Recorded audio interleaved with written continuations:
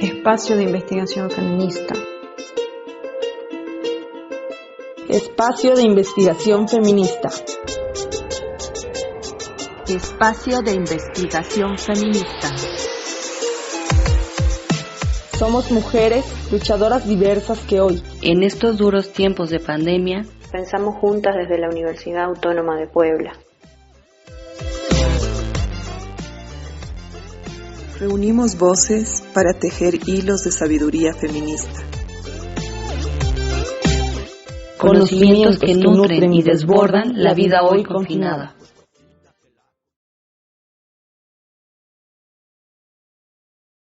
Hola, buenas tardes, buenos días a todas y todos, dependiendo a qué hora nos sintonicen.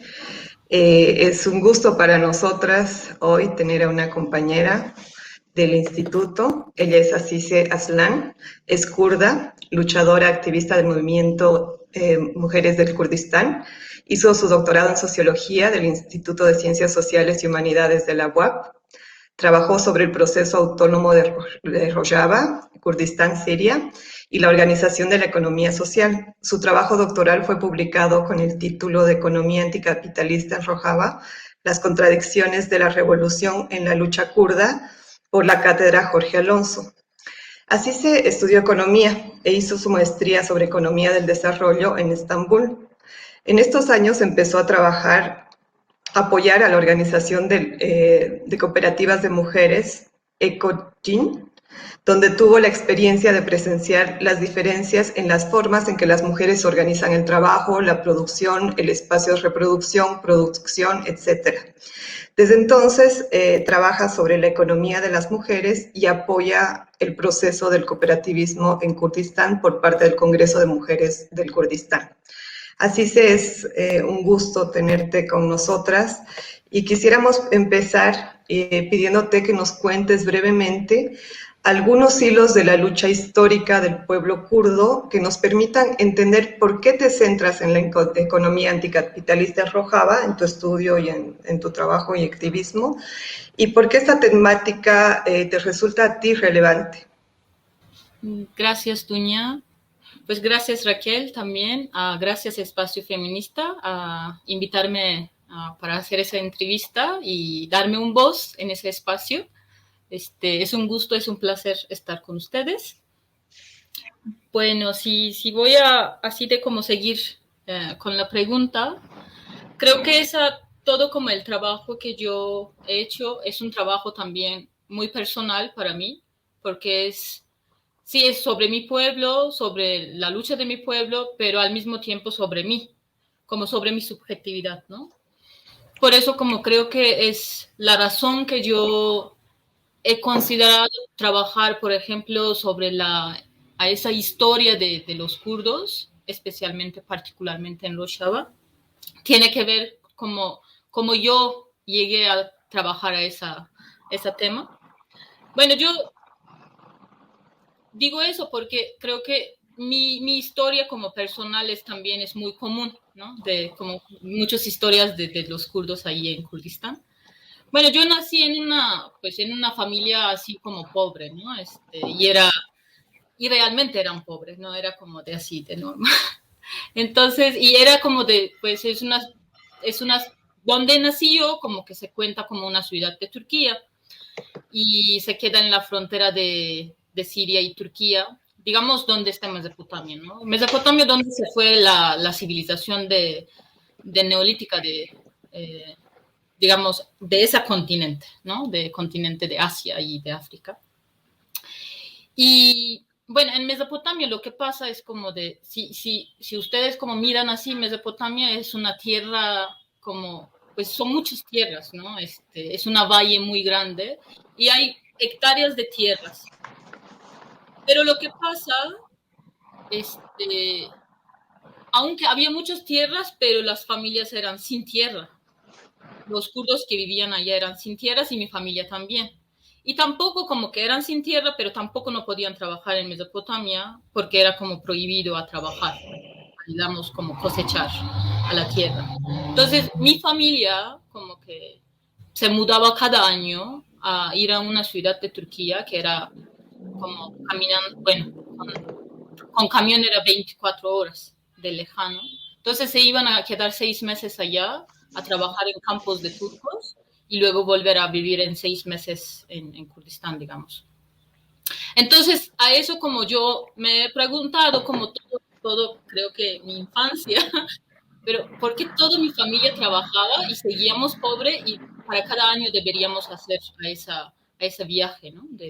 Y las condiciones que vivíamos en el campo realmente son condiciones de ausencia, ¿no? Y además, no solo como ausencia material, también como que nos rodeaba como un racismo de los turcos, aunque estábamos ahí trabajando en sus tierras, estábamos produciendo para ellos, pero éramos como, digamos, como esclavos, ¿no? En esas tierras. Creo que eso fue como el primer cosa que me hizo la pregunta, ¿por qué? Entonces, ¿por qué es? ¿No? Entonces ahí como que yo, pues, ¿por qué? Porque el Kurdistán fue, digamos, dividido, colonizado, cuando crearon como de estados-naciones allá en Medio Oriente. Y esa como de, cuando crearon estados-naciones, los kurdos, digamos, en esas tierras fueron negados, ¿no? Como dijeron que no hay kurdos. No hay un idioma kurda, no hay una cultura kurda, los kurdos no existen, entonces por eso como todos somos turcos, árabes o persas, para cada cual país que los kurdos andaban, ¿no? En ese caso, digamos, como Irak, Irán, Siria y Turquía. Pero es como de, pues, digamos, es la negación, es decir que todos somos turcos, pero realmente en la vida cotidiana que yo vivía, lo que vivían mis amigos, lo que vivía mi familia no era así. Era como que la vida cotidiana era llena de humillación, racismo y violencia.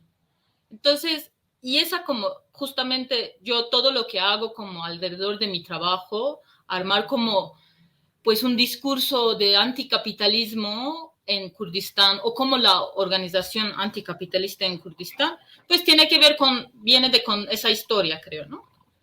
Y en ese caso, por ejemplo, cuando yo trabajé mi tesis, y pues para mí fue también un viaje, porque al mismo tiempo que yo sabía todas esas, digamos, historias a través de mi historia personal, pero cuando me fui a Rojava para hacer mi campo de investigación, realmente sobre historia de Rojava no hay nada.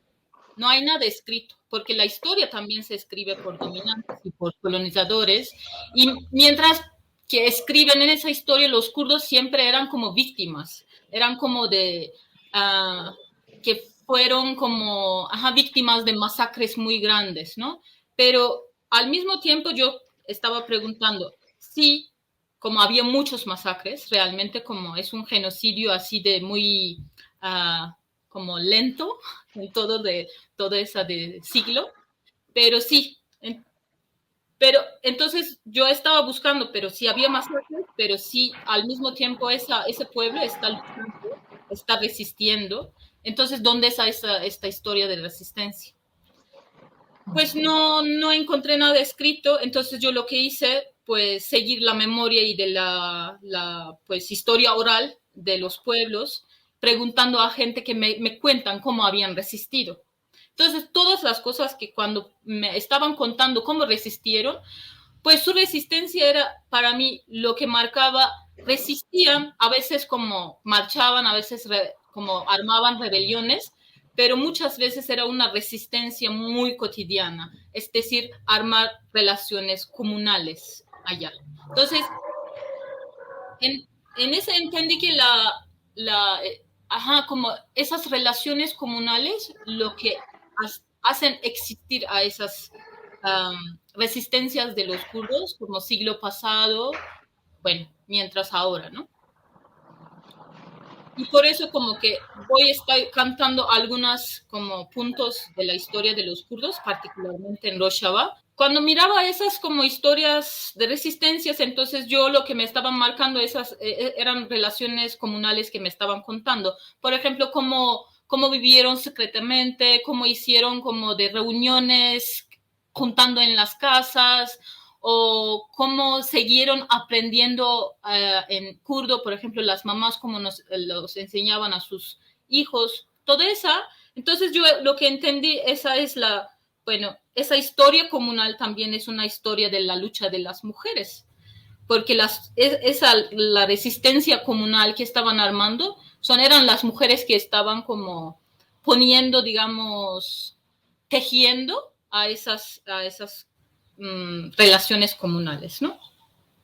Entonces, por eso como yo viniendo como, bueno, fue como necesario contar cómo ahora arman la autonomía, ¿no? Bueno, particularmente en Rojava la historia como los kurdos primero fueron negados y luego fueron como, les quitaron primero le dieron una ciudadanía árabe de Siria, pero luego les quitaron. Entonces dejaron como un estatus que no contaba como ciudadano y se contaba Maktumin y Ayanib, que es decir, como extranjeros que no son de esas tierras. Y luego eso trae como quitar sus ciudadanías, les trae también un despojo, es decir, les hace muy fácil decir que ya está como que los kurdos no son extranjeros, no son de esas tierras, entonces por eso no tienen tierras, entonces les quitan sus tierras también. Y es algo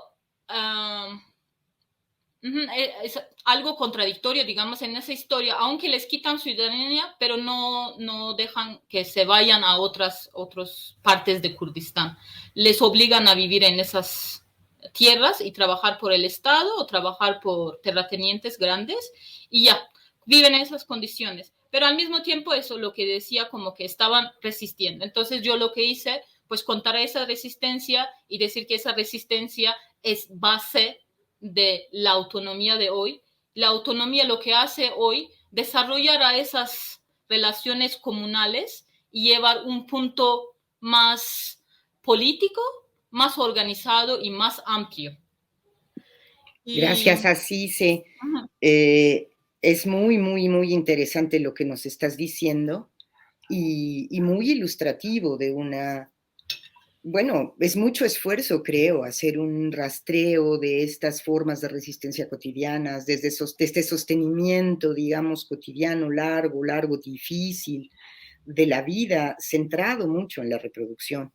Entonces yo quería poner dos, digamos, contrapuntos, ¿no? Por un lado,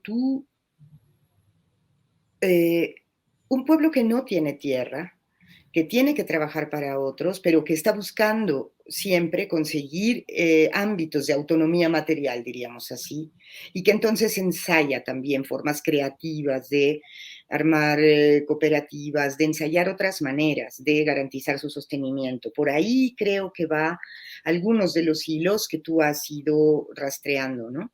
Esa era por una parte, si podrías un poco describir un poco más. Pero por otro, también en esta historia que estás contando, por supuesto que los procesos históricos son muy diferentes.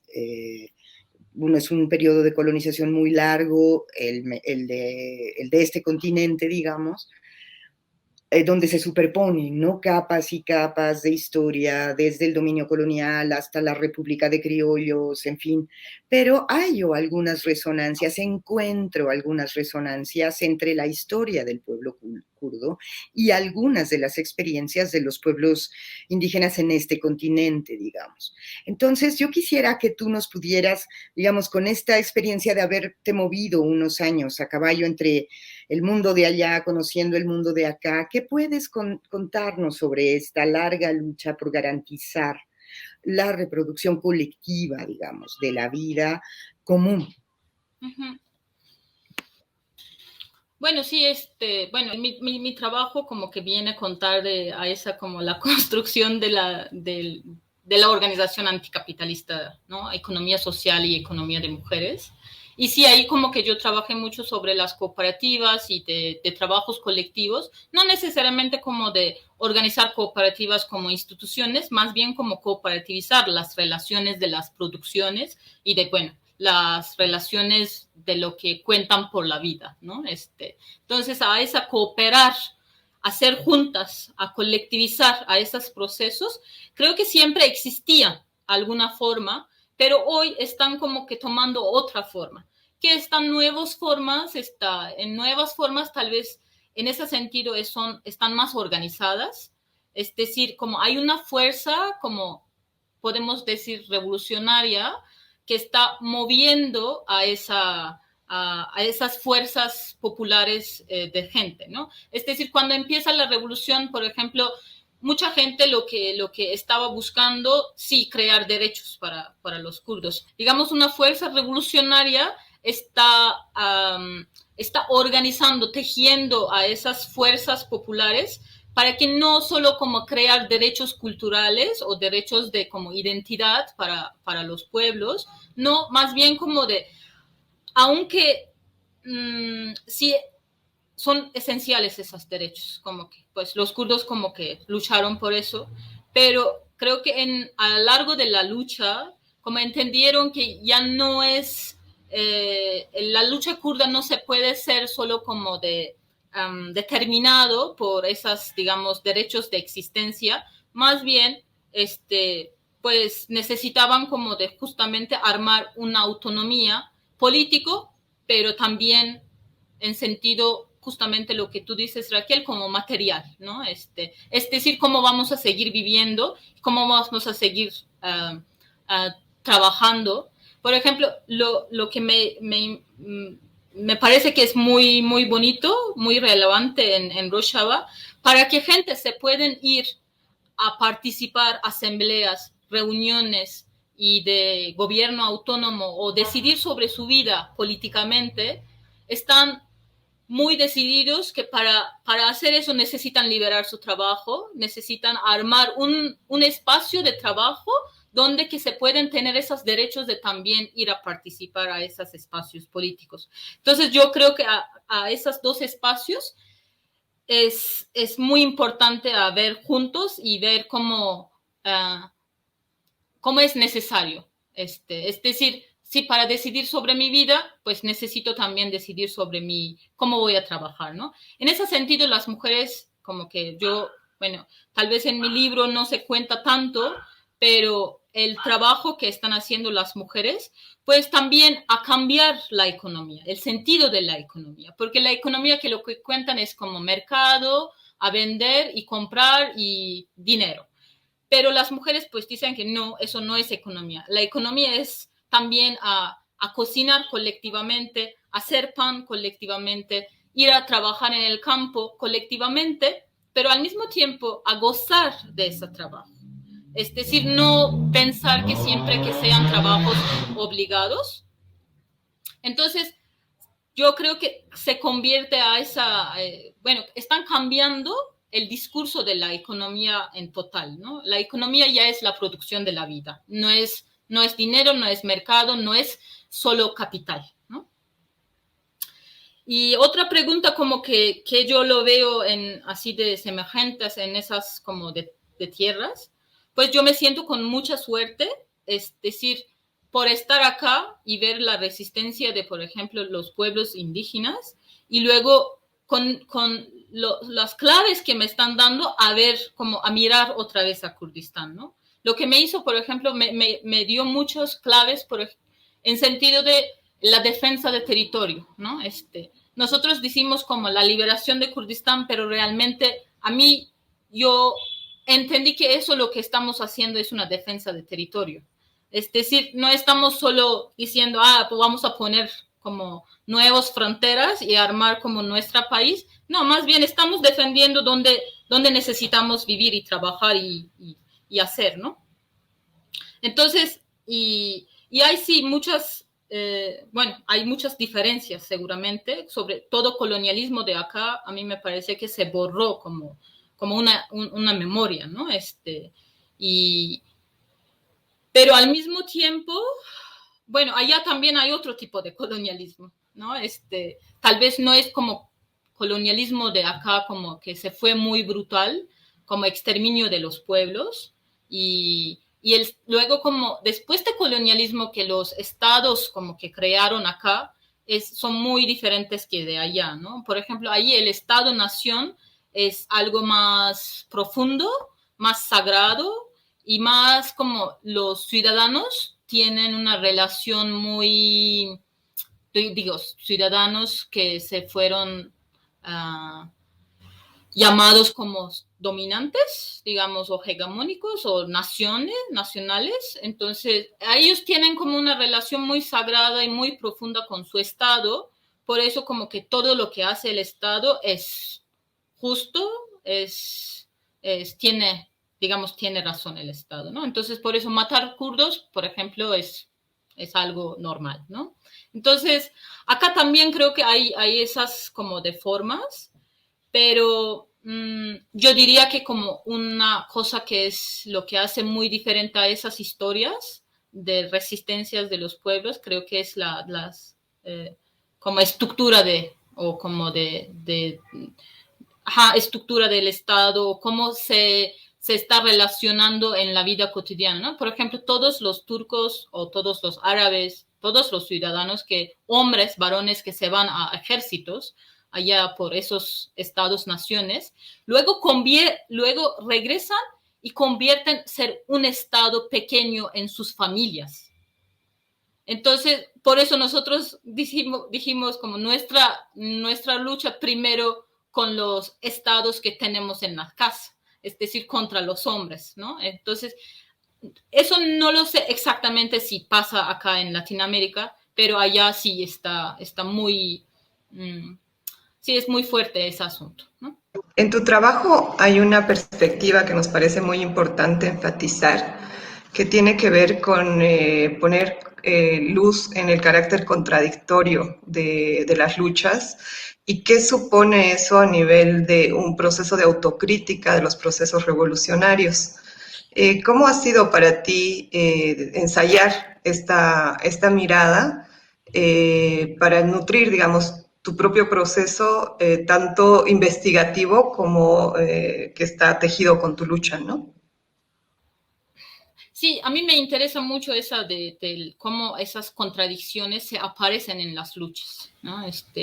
Y a esas, pero también las luchas son los que intentan a superar esas contradicciones, porque la lucha es justamente, a mí me parece, es algo así. La lucha no es solo como a destruir el Estado o quitarle poder, no, más bien como de ir trabajando a las contradicciones que se generan desde las dinámicas exteriores y desde las interiores, ¿no? Entonces, a eso creo que, pues, yo tal vez como en mi tesis como que llamé así de contradicciones, pues tal vez, no sé, en Rojava tal vez les dirían a esa, es un proceso no claro sobre la revolución, ¿no? Entonces yo vi en eso, la revolución no es nada claro, es lo que están haciendo.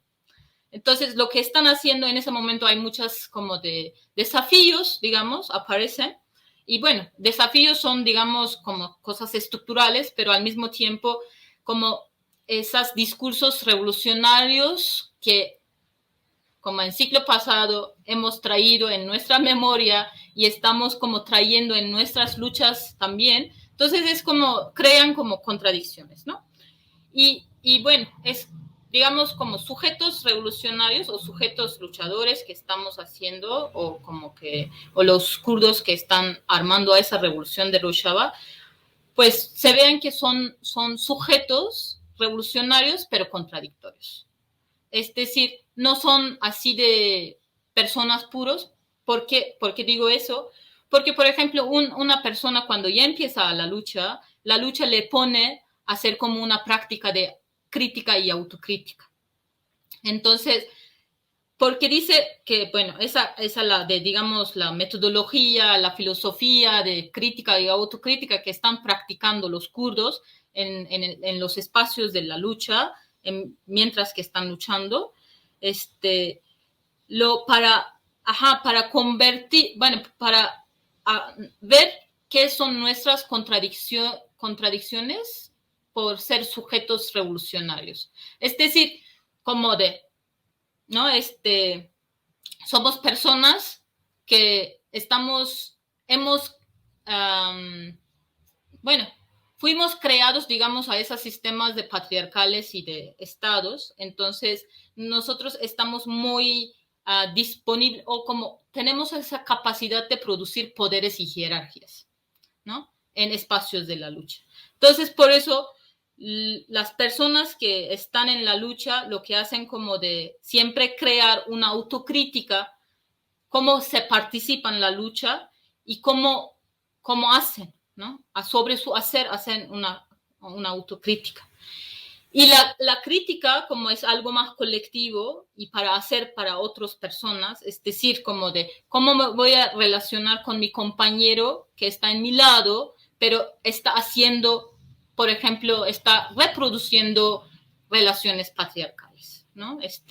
Como conmigo no está relacionando en sentido de desde igualdad, tal vez, ¿no? Entonces, por eso como que para romper a esa de como lo que vimos en muchas luchas del siglo pasado, que los revolucionarios como convierten ser como de sujetos revolucionarios y la sociedad como objeto, es decir, la sociedad cuáles deben cambiar. Entonces, la autocrítica y crítica creo que le permite a romper a esa dinámica y convertir que pues somos también parte de ese pueblo y vamos a cambiarnos juntos, ¿no? Entonces la lucha me cambia también. Algo así como que puedo resumir. Y también como eso en particularmente en las luchas de mujeres, creo que se fue considerado que las mujeres también son sujetos que también reproducen el patriarcado. Entonces por eso como desde hacer una autocrítica como mujer, y decir cómo estamos participando a esa reproducción del patriarcado y cómo podemos deshacernos, ¿no? de esa relación. Y yo creo que esa toda crítica me enseñó muchísimo en sentido de, por ejemplo, cómo reproducir el reconocimiento. Es decir, mientras que yo cuando estaba en campo de investigación y trataba de observar a ese proceso revolucionario, pero me enseñaron que ellos en sí están haciendo como una autocrítica de su revolución. Yo no debería hacer una crítica, más bien escuchar a su autocrítica y convertir eso como reconocimiento, digamos, de la lucha, ¿no? Y yo creo que a esa como autocrítica y crítica primero necesita crear como un espacio de confianza. Y ese espacio de confianza realmente es un espacio del cuidado. Entonces, para mí, hacer como autocrítica y crítica lo que vi a ellos, lo que tratan de hacer a cuidar el espacio colectivo.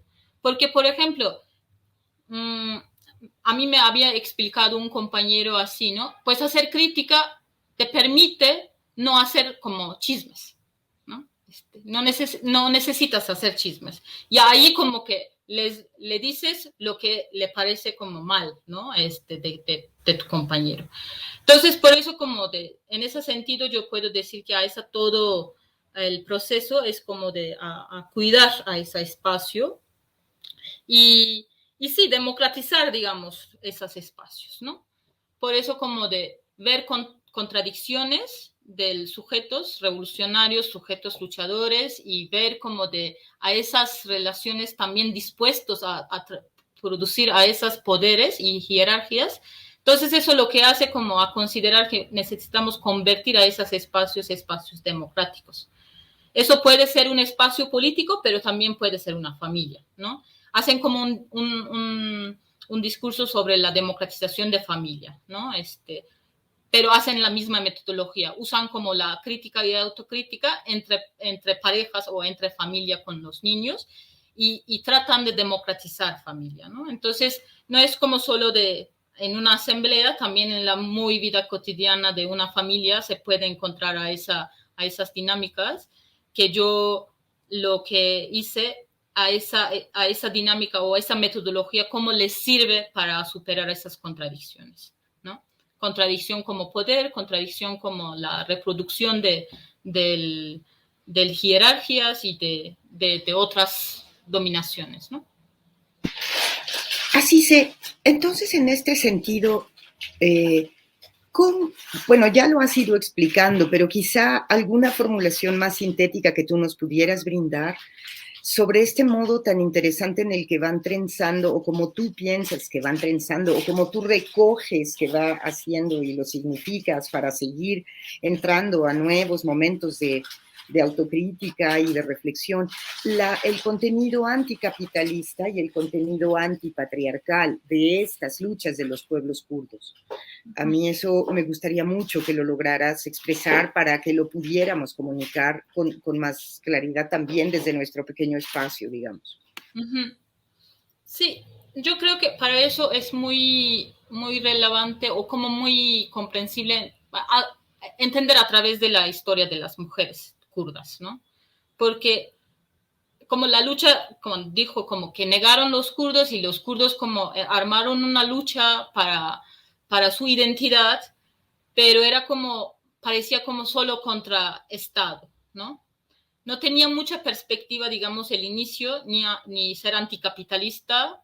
Tal vez como desde el discurso de socialismo que traían, sí tenían como unas ideas del marxismo que les hacía como hacer un discurso anticapitalista, pero realmente era solo un discurso. No era como a ver la práctica, ¿no? Y allá creo que la historia de las mujeres en la lucha que lo hizo le sirvió al movimiento o le convirtió a que sea una lucha más allá de solo ser contra el Estado, ¿no? Solo voy a como entrar un poquito a esa parte, es decir, a esa historia, ¿no? Bueno, digamos que es la historia como, el pueblo kurdo, aunque era como negado y oprimido por estados, pero sigue siguiendo como una sociedad patriarcal, una sociedad feudal, ¿no? En sentido. Es decir, los hombres que decidían todo y las mujeres eran invisibles. Es decir, estaban allá armando la vida, pero eran invisibles en sentido de que tomar como palabra y voz y decisión, ¿no?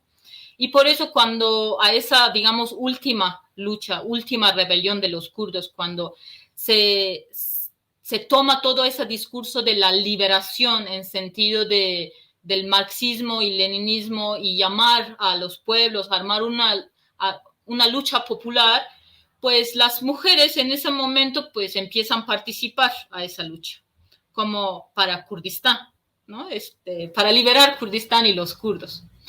Pero es muy interesante en esa historia cuando cuentan compañeras, por ejemplo, mientras que se van a los lugares de las luchas, yo estoy segura que eso había pasado en todos lados del mundo, no solo en Kurdistán, en todas las luchas, como digamos, socialistas y comunistas. Entonces, las mujeres cuando se van a luchar, porque es una lucha armada, entonces las mujeres se van a tomar armas y ya como que van a ir a la guerra para Kurdistán. Pero los hombres dicen que pues no, está bueno que se participan, pero no se pueden ir a la guerra, ¿no? O no pueden tomar armas, no pueden tener fusiles.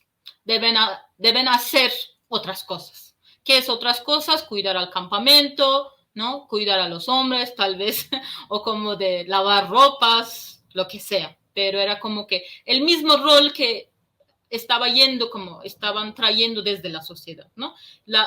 Los roles que las mujeres tal vez querían superar y querían como de deshacerse, pero otra vez ahí se proponían, ¿no?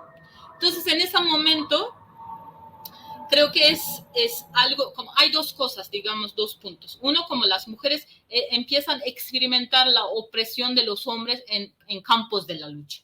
Pero otra cosa, que en esos años los kurdos de Irak, que pues luchan y luego como que arman su autonomía, digamos, como nación, como de los kurdos, y arman como un estado, pero para los kurdos sí crean derechos, es decir, ya pueden hablar su idioma, ya pueden como tener su identidad, pero no cambia nada, como en la vida de las mujeres no cambia nada. Entonces, esos dos momentos como muy paralelos a lo que hacen las mujeres, pues decir, bueno, eso necesita una ruptura, que debemos romper, como, ¿no? Entonces, a esa como de romper a ese espacio de la lucha para las mujeres kurdas, creo que es primer paso que están dando, ¿no? ¿Cómo se rompen? Pues lo que hacen, pues dicen que vayamos, salimos de la organización. Entonces, pues el primer paso que hacen en las montañas, salen de organización, como todas las mujeres, se toman sus armas y que se vayan a otro lado de la montaña y ahí como armar sus primeros campamentos propios, ¿no? Y ahí creo que hay una discusión muy rica para por qué están rompiendo, por qué es necesario hacer ese rompimiento, ¿no? Uno, por ejemplo, empiezan a cuestionar sus relaciones personales, emocionales y románticas, ¿no? Con los hombres. Entonces, y sus relaciones con sus padres, como que sean a ese estado que estaba hablando en la casa, ¿no? Entonces, por eso como empiezan a relacionar primeras relaciones que tuvieron con los hombres, ¿no? Como hermano, como padre, como no sé, esposos y, ¿no? Bueno, no tenían novios, solo podrían ser esposos, ¿no? Entonces, a esa, pero luego lo que yo creo que es algo muy especial o algo muy diferente de las mujeres kurdas, en esos años que arman sus propios campamentos y hacen esa lucha, empiezan a discutir, pero los dejamos todos los varones allá, pero ellos van a ser como una amenaza o van a ser algo más patriarcal que hemos dejado, ¿no? Entonces, por eso la que hacen una discusión, ¿cómo se pueden volver y cambiar a ese espacio? Pero a mantener lo suyo.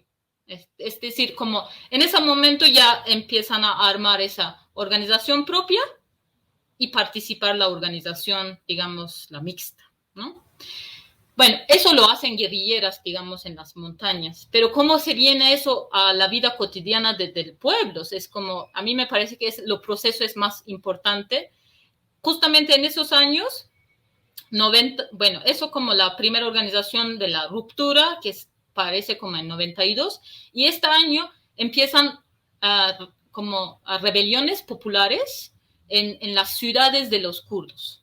Entonces, hay como de muchísimas kurdos que empiezan a movilizar, pero sobre todo las mujeres. Entonces, hay una sincronía como de las mujeres que están en pueblo, no armadas, civiles, y allí, pero están movilizando. Y las mujeres que están movilizando en la montaña para cambiar la lucha, creo que eso se junta como un tiempo muy particular.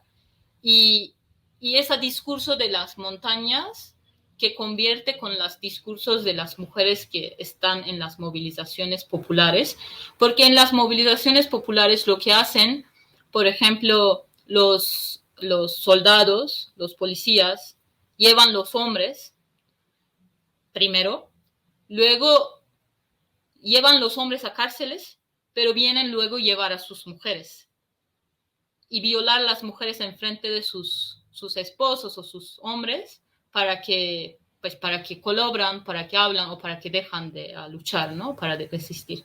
Entonces, a ese proceso creo que las mujeres ahí entienden que sí es necesario porque los policías veían como solo hombres como sujetos de que hacían como esas rebeliones y las mujeres como que se fueran como solo ahí como sus esposas y sus mujeres o sus chicas, ¿no? Entonces, por eso creo que ahí como que se convierte ese discurso de decir, pues nosotros vamos a organizar y vamos a hacer como de crear nuestra fuerza. Entonces, esa se junta y hoy en día, en sentido de eso, como que trae como una lucha antipatriarcal y que decir que la lucha kurda en total en sí debe ser una lucha antipatriarcal porque uno, necesitamos cambiar la sociedad, otro, necesitamos cambiar la lucha en sentido de ser antipatriarcal. Bueno, y ahí como que, digamos, hoy en día se organizan, ¿no? Desde ejército de mujeres hacia congreso de mujeres, ¿no?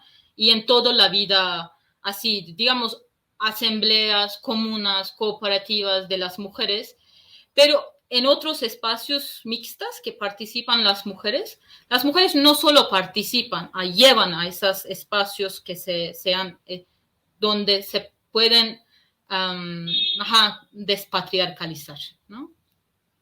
Y ahí como yo creo que la participación activa, hoy en día, por ejemplo, ahí como que en todos los espacios mixtos, los hombres dicen, ¿no? Pues acá, aunque las mujeres deciden su espacio propio, solas ellas, Y acá en lugar mixta también deciden ellas, ¿no?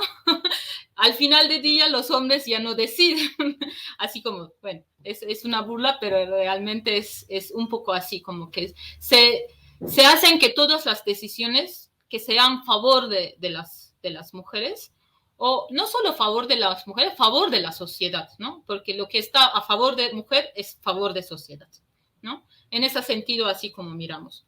Y por eso como la de yo como donde enfoco a hacer como ese discurso anticapitalismo, porque es la de todo en esa historia, como cuando miramos las mujeres quedaron sin economía. Es decir, están en la economía, pero como se fue desvalorizado su trabajo, ¿no? Es decir, su trabajo ya no es importante o como no es visible. Entonces, por eso como todo el discurso de anticapitalismo que están haciendo allá, entonces decir a volver a recuperar la economía de mujeres. Y no como renumerar a esos trabajos, más bien a dar el sentido, al dar significado lo que están haciendo las mujeres, ¿no? Y ahí, por eso, para nosotros como ser anticapitalista, pues armar relaciones comunales y en sentido de armar la vida, no es como simplemente ser contra capital, más bien ser contra relaciones patriarcales que dominan la economía, ¿no? Y miramos así economía como un espacio donde es parte de la autodefensa de mujeres, ¿no? Y autodefensa de la vida. No sé. Así sé, pues muchísimas gracias por esta entrevista. Creo que ha sido muy interesante, ha sido muy esclarecedora de un conjunto de contenidos que a veces no es fácil entender y que, bueno, tu pueblo los ha trabajado desde el año 92, como nos dices, pero seguramente más antes también, y ahora con una enorme claridad y una generación nueva como la tuya que está en el trabajo profundo de la significación de lo que ustedes están haciendo, de lo que otras les heredaron y seguramente caminando por mucho tiempo más. Muchísimas gracias a CICE y pues mucho éxito y mucho ánimo y eso, felicidades otra vez. Muchísimas gracias, Raquel. Muchísimas gracias, Dunia, por hacer a ese espacio. Y bueno, nosotros estamos haciendo allá, pero acá también ustedes que están llevando un proceso increíble. Y gracias, pues, hacerme también ser parte de ese proceso.